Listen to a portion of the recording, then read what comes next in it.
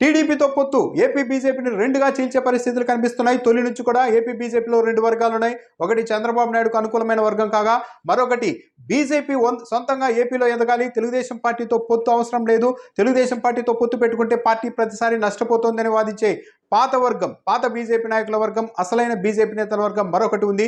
అయితే ఇప్పుడు తెలుగుదేశం పార్టీతో పొత్తు కుదిరిన నేపథ్యంలో పారాచూట్ అంటే వలస నేతలదే ఇప్పుడు మళ్ళీ పైచేయ సూచనలు కనిపిస్తున్నాయి. ఏ స్థానం నుంచి బీజేపీ తరపున ఎవరు పోటీ చేయాలన్న దానిపై జరుగుతున్న కసరత్తులో తిరిగి పారాచూట్ నేతలు తెలుగుదేశం పార్టీ నుంచి ఇతర పార్టీల నుంచి వచ్చిన వారికే పెద్దపీట వేస్తూ ఉండడం పాత బీజేపీ నాయకులకు ఆగ్రహం తెప్పిస్తోంది. ఇప్పటికే వస్తున్న వార్తల ప్రకారం పలు స్థానాల్లో అభ్యర్థుల ఎంపికను కూడా బీజేపీ దాదాపు ఖాయం చేసినట్టుగా చెబుతున్నారు.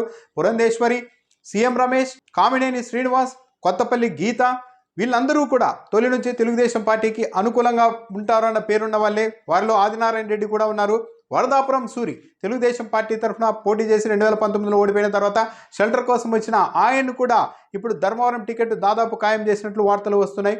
కానీ పాత బీజేపీ నేతలు, తొలి నుంచి బీజేపీ సిద్ధాంతాలకు కట్టుబడి ఉన్న నేతల పేర్లు మాత్రం చాలా స్వల్పంగానే ఉన్నాయి. ఈ నేపథ్యంలోనే బీజేపీ నేతలు, అసలైన బీజేపీ నేతలంతా తీవ్ర ఆగ్రహంగా ఉన్నారు. వారిలో జీవీఎల్ నరసింహారావు, విష్ణువర్ధన్ రెడ్డి, సత్యకుమార్ వీళ్ళతో పాటు మరో 25 మంది నాయకులు తీవ్ర అసంతృప్తితో ఉన్నట్టు చెబుతున్నారు. ఇక్కడ జరుగుతున్న నాటకీయ పరిణామాల్ని బీజేపీ హైకమాండ్కు వివరించేందుకు వాళ్ళు ఢిల్లీ వెళ్లేందుకు కూడా సిద్ధమవుతున్నారు. దాదాపు 30 మందితో కూడిన బృందం ఢిల్లీ వెళ్లే యోచనలో ఉంది. జీవీఎల్ నరసింహారావు కూడా ఎంపీ టికెట్ ఆశించారు, కానీ ఆయన పేరుని ఇప్పటివరకు కన్సిడర్ చేయలేదు. ఈ నేపథ్యంలోనే వీళ్ళంతా, దాంతోపాటు ఏపీ బీజేపీ మాజీ అధ్యక్షుడు సోమ్ వీర్రాజును కూడా దాదాపు పక్కన పెట్టినట్టు చెప్తున్నారు. ఈయన కూడా గతంలో చంద్రబాబు నాయుడు విధానాన్ని తీవ్రంగా వ్యతిరేకించి బీజేపీ సొంతంగా ఎదగాలి అని భావించిన వారే.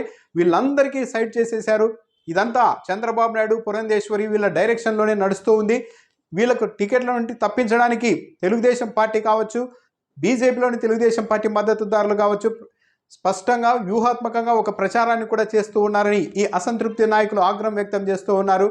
వీళ్ళందరూ సోమ్ వీర్రాజు లాంటి వాళ్ళు, విష్ణువర్ధన్ రెడ్డి కావచ్చు, జీవీఎల్ కావచ్చు, వీళ్ళు తొలి నుంచి కూడా తెలుగుదేశం పార్టీని తీవ్రంగా వ్యతిరేకిస్తూ వచ్చారు. ఇప్పుడు పొత్తులో భాగంగా వాళ్ళకి టికెట్లు ఇస్తే టీడీపీ శ్రేణులు వాళ్ళకి సహకరించావు, ఓట్ల బదిలీ సజావుగా జరగదు, బీజేపీ అభ్యర్థులు ఓడిపోతారు, కాబట్టి అలాంటి వారికి టికెట్లు ఇవ్వడం సరికాదు అన్న అంశాన్ని బీజేపీ హైకమాండ్ దూతలకు వీళ్ళు నూరిపోశారు అన్నది పాత బీజేపీ నాయకుల ఆగ్రహం. ఒకవేళ అదే నిజమైతే తాము గతంలో తెలుగుదేశం పార్టీని తీవ్రంగా పార్టీ కోసం, బీజేపీ ఎదుగుదల కోసం తాము వ్యతిరేకించడమే తప్పు అయితే, మరి చంద్రబాబు నాయుడు, టీడీపీలోని చోటామోటా నాయకులు, మంత్రులు, ఎమ్మెల్యేలు గతంలో నరేంద్ర మోడీ పైనే నేరుగా విమర్శలు చేశారు కదా. మరి ఇప్పుడు బీజేపీ శ్రేణులు, ఏపీలోని బీజేపీ శ్రేణులు మరి తెలుగుదేశం పార్టీ అభ్యర్థులకు సహకరిస్తారా?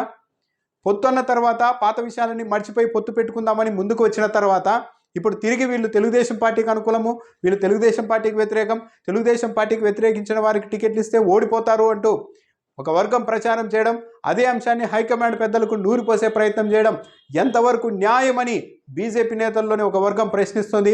ఈ నేపథ్యంలోనే ఇక్కడ జరుగుతున్న పరిణామాలని వివరించేందుకు వీళ్ళు ఢిల్లీ వెళ్ళాలి అనుకుంటున్నారు. కామినేని శ్రీనివాస్, పురంధేశ్వరి, ఆదినారాయణ రెడ్డి, సీఎం రమేష్ వీళ్ళందరూ, వరదాపురం సూరి వీళ్ళందరూ కూడా ఒకప్పుడు తెలుగుదేశం పార్టీ నుంచి, ఇతర పార్టీల నుంచి వచ్చిన వాళ్ళే.